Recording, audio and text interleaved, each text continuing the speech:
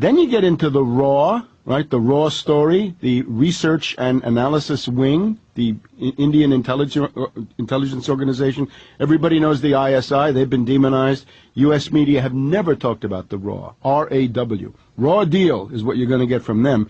And they're into going into Afghanistan, picking up crazies there, Mujahideen, whatever they are, Taliban fighters, and getting them into Pakistan so that they can essentially wage armed civil war against the Pakistani government. So those guys are terrorists, but not the way you'd normally think. Now, the RAW leads us then to this world of Hindu terrorism, and this is very, very big. U.S. media never interested in this stuff. Happens every week, but you...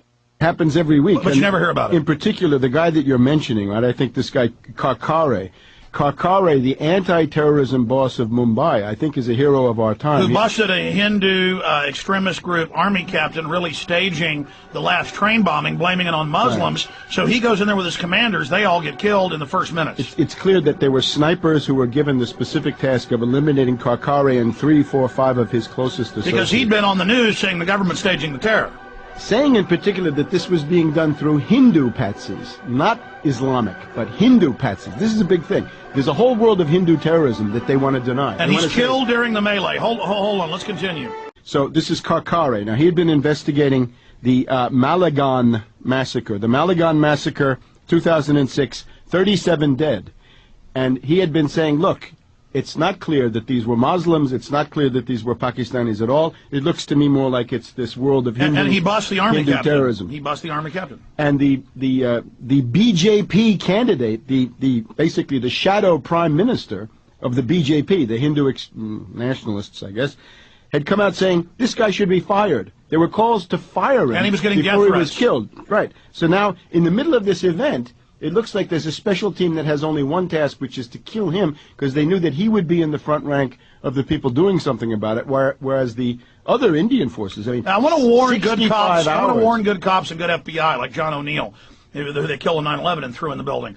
Every time we see an op, even Waco, some cops exposing Clinton that had been state police exposing him, who got in a BATF job, you see the BATF go in the window and they climb in and they shoot their own men. So they love to use operations to kill their own people. Inside the operation to tie up loose ends. Go ahead. And this brings us to the world of where do you get Hindu terrorists? Again, this BJP is the governing party. They'll probably be back in power soon.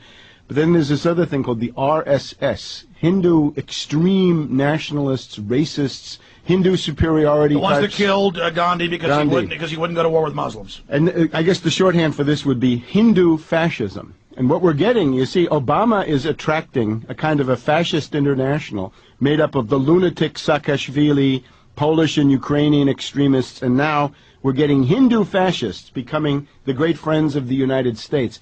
And your future is going to be hostage to a bunch of Hindu fascists under the Indian-U.S.